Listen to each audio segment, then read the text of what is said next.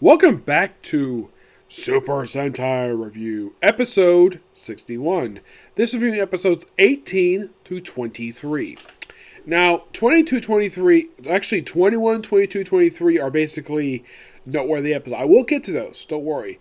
The first three episodes are a bit odd of plots, per se. Okay, start episode 18, where we have the camera monster.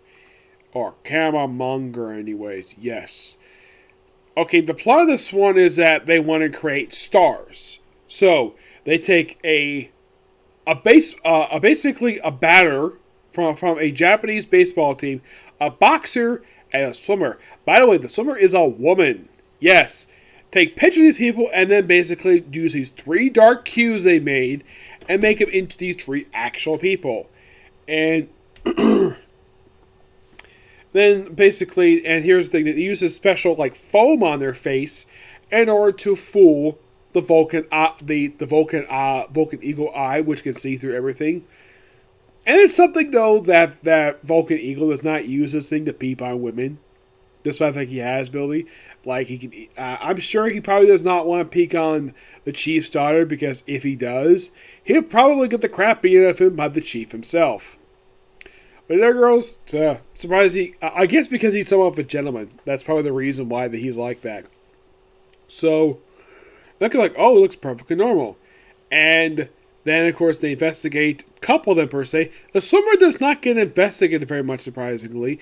Now, here's the thing, the pitcher apparently has won like 2 or 3 games straight with perfect games. The boxer has won 5 straight matches, knockouts in the very first round. And the swimmer just sets a record. Yeah, nothing really noteworthy about her. They investigate the boxer, a lot of it, mostly just the boxer. And thanks to Misa, they found, oh yeah, that's what they found. They were actually dark cubes, and eventually destroyed. And the camera monger at one point gets his lens destroyed by the Sun Vulcan, then they get a replacement. And when it goes giant transform, it does it once again. Eventually, the monster's defeated. And apparently, once he's defeated, the 3 athletes who were transformed into pitchers turn back normal. Yes, in the case of 3 of them, the boxer ends up in the back in the ring he was in, which that was true. The only one they did not get right was a swimmer, because she was actually in the hallway when she got a pitch ticket. Because here she's back in the swimming pool for some reason. Not really sure why they did that for. Like the other 2 that made sense where they went back to, but the third one, no, made no sense at all. Yep. So, in the case of the very next episode, episode 19, all about 100 points, all about getting... It's basically about a boy who is neglected by his father, who's a very genius of a researcher, who basically invents a special device, and apparently they get involved with Dark Q stuff. The Dark Q makes a child version of this thing. Excuse me, I should point out this is the first and only time they actually use a Dark Q to make a child. Yeah, as far as I can tell, they've never done this before that I can think of. Not really, no.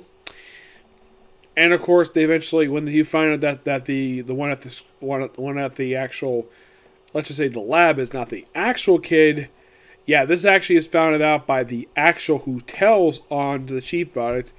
And of course, they leave, take the device with them, and eventually they do take out the monster. Who this monster is? For this one is the Toad Monger. Yes, all about exploding toads. Yes. And that's it for that one. He eventually is taken out anyways. It's a bit of a weak episode. 20 is quite unique. It's like, okay, apparently Hell Saturn has been having restless nights. So what does he do? Watches the feeds of all the monsters and basically a clip show. I'm like, really? Yes, really.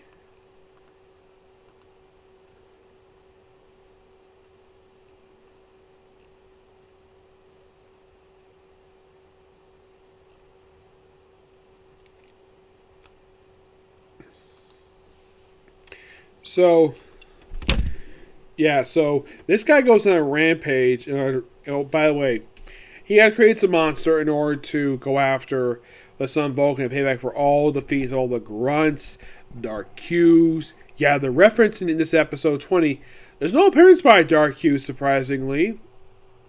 I think there maybe went in a clip in stock footage. But appearance? No. There is no appearance by Dark Q in episode 20. In 21, yes, there is. And it's also noteworthy for being the final appearance of Dark Qs in the whole series. Because they dropped them. Probably because they were expensive. And they probably had no more use for them in the series. So, the WrestleMonger was created to take him out. And we get some good character stuff for Shark in the episode, in this one.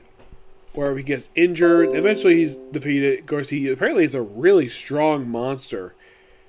And eventually he is defeated in the very end. Of course, this guy, when they're in the wrestling ring, they cheat. They electrify the freaking ropes. And the only wrestling move I saw that he did for being a wrestling monster was the giant swing. How would I know about this move? I watched some wrestling. Yes. Basically, the giant swing is somebody you pick at someone on their legs. I think you swing them around. That's the only wrestling move I saw he did the whole freaking thing. It's mostly just a lot of punches and kicks. And eventually, Shark basically gets some. The thing is about the wrestling monger. He was attacking like boxers, wrestlers, including kids at a dojo. And of course, they do bring up the fact that Vol Shark had, his brother and parents were killed during a war.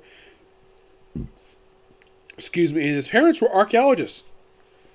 And they're trying to find this underground civilization in the Sahara Desert, which, that's interesting. As far as, I don't know if they're going to go back there or not, but the brother was killed.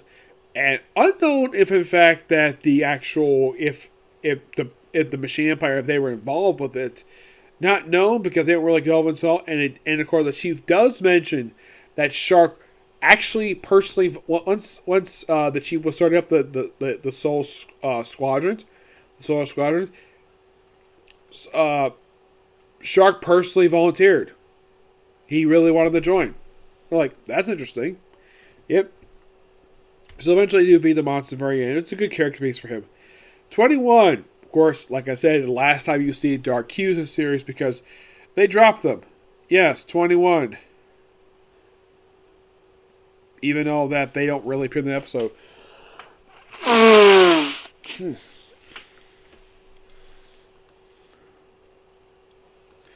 What's the point of this one? Finding treasure.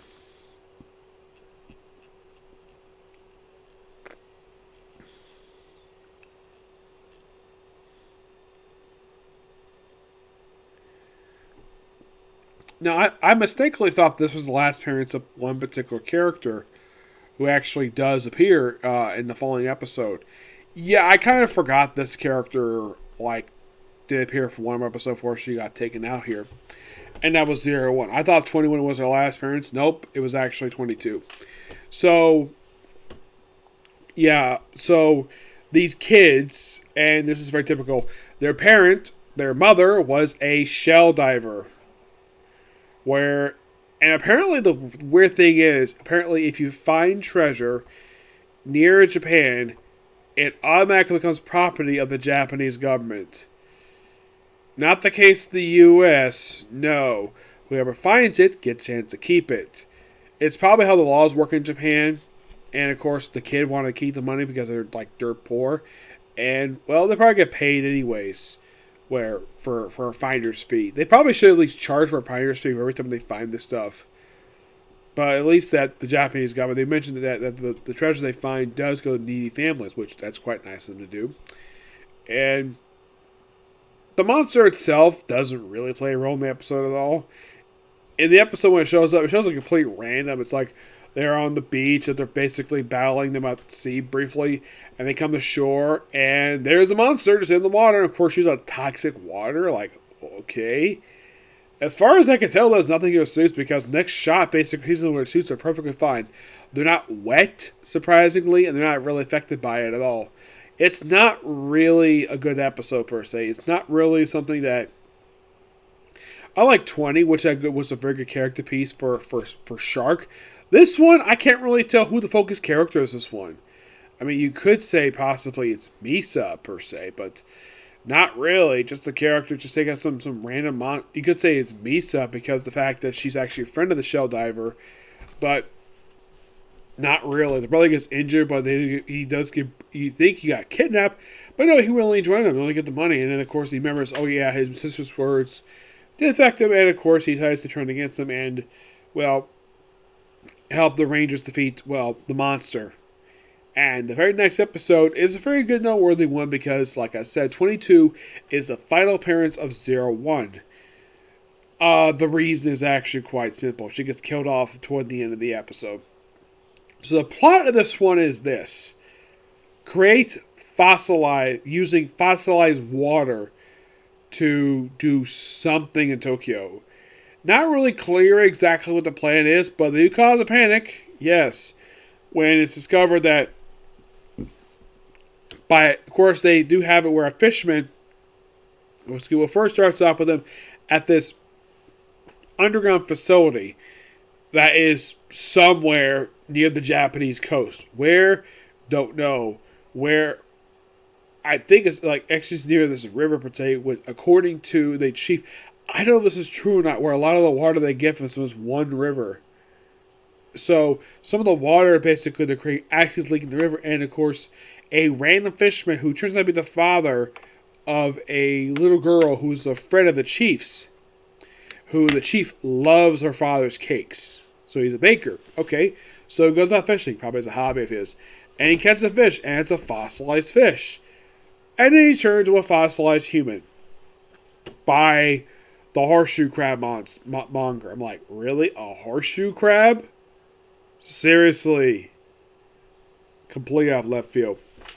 One thing weird about this one is that if I think, okay, is there any baseball themed ones? Well, you get the baseball monger. That was early on, but at least they had them like once. It wasn't like they were using them again. Yes. He does, now this is of course like in the case of Space Monster, he just shows up and play at random. In the case of the other one, he shows up attack the Rangers. He just shows up just drinking the fossilized water because that's probably what he does.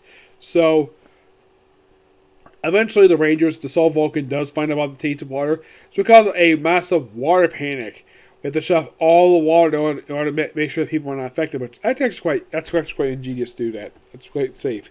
So, and apparently 01 really wants to kill Soul Vulcan so badly. So she ends up getting killed in a collapse caused by Vol Jaguar. Yes, caused by that particular machine due to it basically she's called to punch this rock at this particular like mountain or whatever. And this apparently causes her death when some explosions going on, and basically she gets killed. And you probably would think, would this affect this basically a reaction from the villains? They're reacting. Would you wait to the next episode to see this?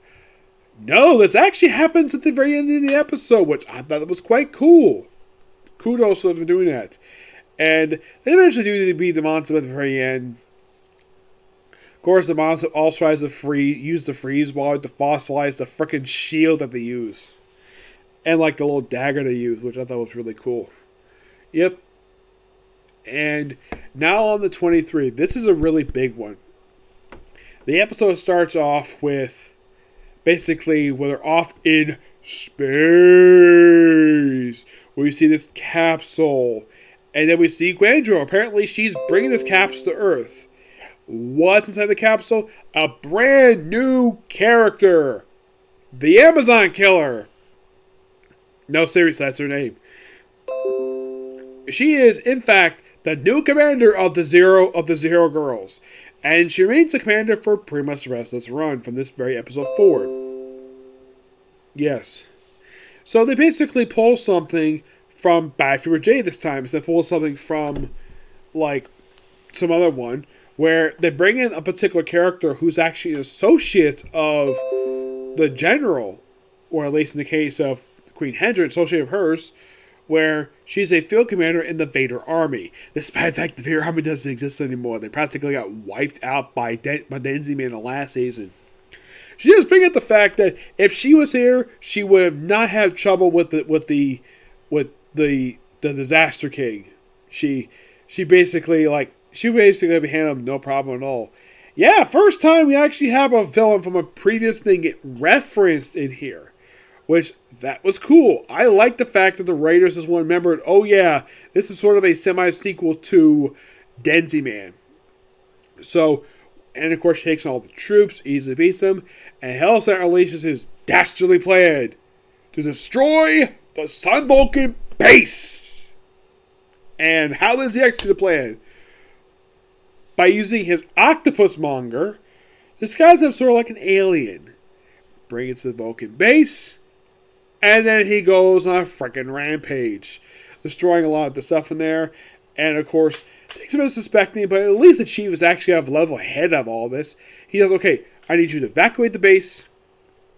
And of course, he decided to move Vol Jaguar because during this massive attack, which of course, that Hellstar unleashed his own fighters on the place, which, yes, they have fighters.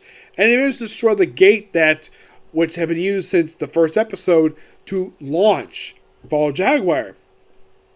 But if you watch the footage, it looks like it's moving someplace. And where it's moving to, they'll reveal a little bit later. And of course, Mies is like, the gate's been destroyed, what are we going to do? Oh, don't worry, I have a plan. But look enough, oh yeah, he also Vol Panther. Okay, I want you to go to the safari park and evacuate all the animals. I'm like, okay, that's actually a pretty good idea. Like, evacuate the personnel, the animals, because he probably knows that they're important. Because he loves animals. And then, of course, then we have this weird rotating footage thing. And of course, they use the Vulcan ball, which they've been using this first episode on the Octopus Monster. Goes giant size, giant monger does this thing with lifts up his leg. Which, by the way, this actually reused footage from Denzi Man. Which apparently, I'm not sure why they have them all do that for some reason. Because at least not blasting out of a mountain this time. But this guy, they're threatened by kicking. And then we get sort of a partial retread from Bad Paper J in this thing. We have, people on the ground. We have the giant monster. And we have, rotating footage of the Vulcan, where they just basically go around the same area. And, of course, you have Mamazako just to basically not say anything. Battle attack. It's almost like they were a stalling pad. I'm not really sure why the heck they go through stock footage. I mean, they go through this freaking twice. And then finally, at this shoreline, we have the debut of the new Vulcan base. Where it's this big, humongous metal ball on the coast. It's going to be underground this time. Or it comes up on the ground. And here comes Vol Jaguar. And it raises up this level platform. And eventually, thanks to open up all the way, including seeing the Vulcan Sun symbol. The Sun Vulcan symbol. And of course, they launch out. And then, of course, they apparently decided to use the Soul Sword early. That's what they finally call it. And then they say, their normal thing of, as I think it's Aurora Plasma Dual Slash, even though that when you hear them say it you hear while the sub is going on, they don't say the word dual because they slice twice. Once on top and once on the bottom. I'm not really sure why they call for the sword, even though they just called for the sword. I thought that was kind of weird. And they beat the monster, used a brand new base. And before they get in there, we see this guy in a helicopter, which, by the way, this is a brand new character. Yes, a brand new character, mind you. Yep.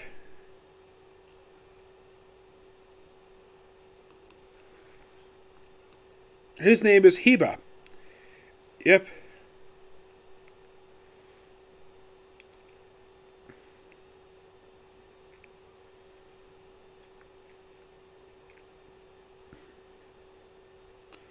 They also introduce another character in here named Shichi Yawaja. He's here from episode 23 up until the finale. He's only in 24 episodes. Yeah, I think he misses a couple episodes. He misses episodes 40 and This is 39, 40, 42, and this is like 3 of them, which is actually not bad. Mm-hmm. Yeah, he gets introduced here, which that's interesting. Now, was he a character who first showed up in a previous one? Yeah, he showed up in episode 30 for Denzi Man. Yep.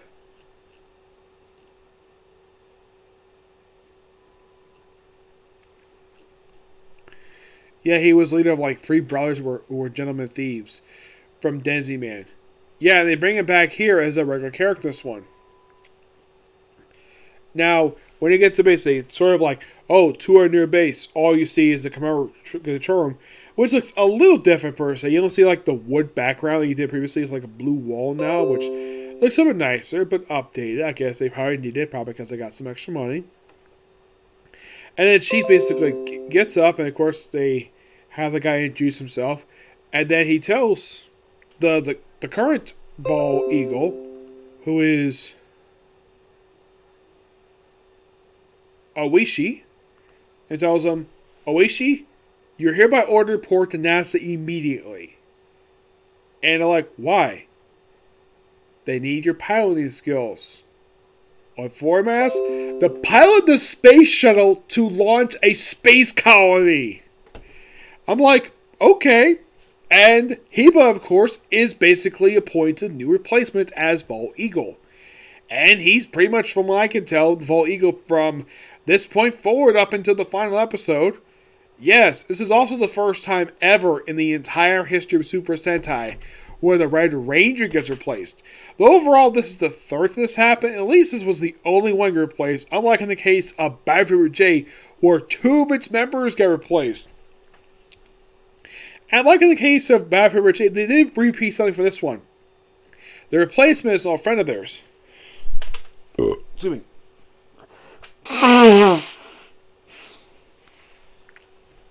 Old friend of like old classmate of his. And of course he becomes the new Vol Eagle. And well, I have heard the reason why that this actor left. Because he was a singer. Yeah, he left because he was working on an album. And because he was a singer, he was on a very limited schedule. So he only could do 23 out of 50 episodes of this run. But at least they replaced him with an actor who, I mean, appearance-wise, I mean, yeah, they got the same hair color. But the only difference between the two of them is the fact their faces are different.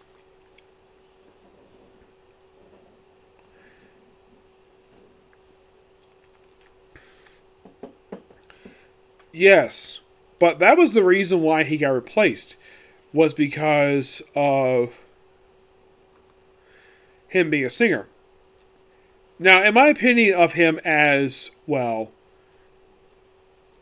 as Vol Eagle, he actually was a pretty decent character per se.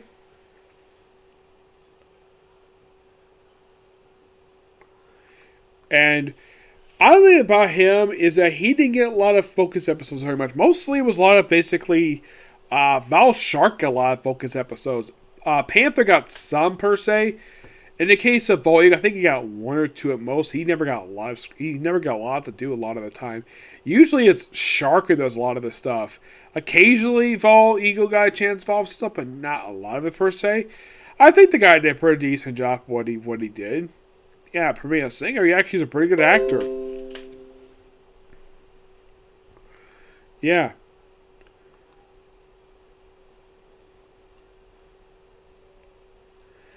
Now you might think, okay, is the actor still alive? Yes. Yes, he is. There's no report of him passing away. He's only... Well, I think he's almost 70. Yeah, he's basically 69 years old, so he's still very much alive. Mm-hmm.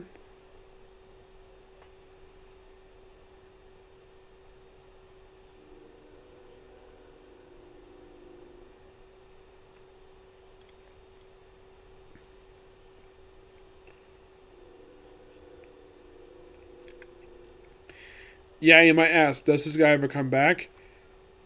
Well, he comes back for some stock footage in Turbo Ranger. Yeah, Turbo Ranger was I think it was like the second of the Hensai era for, let's see, Turbo Ranger, here we go. Yeah, it was the very first one of the Hensai era for Super Sentai, was 13th one. But yeah, but in the case of the actor himself, he never physically appeared ever again in the series. Yeah, 23 was his last ever appearance. Yeah, aside from that stock footage, that was pretty much it for him.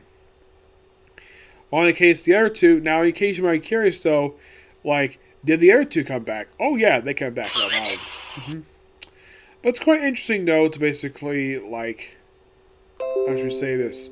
Like, basically get a chance to see this guy go forward. I mean, look at their faces. I'm looking at their faces right now. They look very, very similar. Mm-hmm. Yep. I'm definitely looking forward to watching the first two episodes of this guy's run, the new Vol Eagle.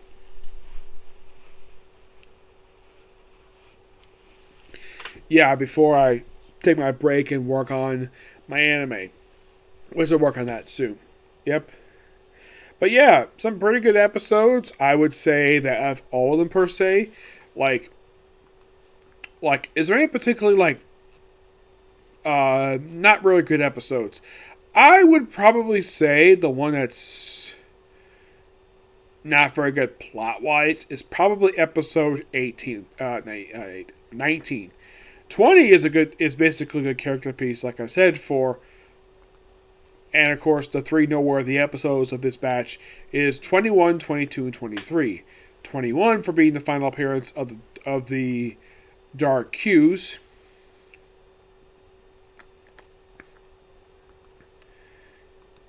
In the case of 22, the final appearance of 01, and 22 for being the final appearance of the first Vol Eagle, debut of the second Vol Eagle, the destruction of the original Vulcan base, debut of a new Vulcan base, the debut of a new villain, Amazon Killer. Yeah, a lot of really good stuff happened in 23, so it's a good noteworthy episode. Yep. So yeah, that's the particular view. Stay tuned next week, which is going to be a comic corner. I teased this one yesterday, but I didn't have time to because due to time, because how late it was getting. But I'm going to do it next, okay? If you do. Bye.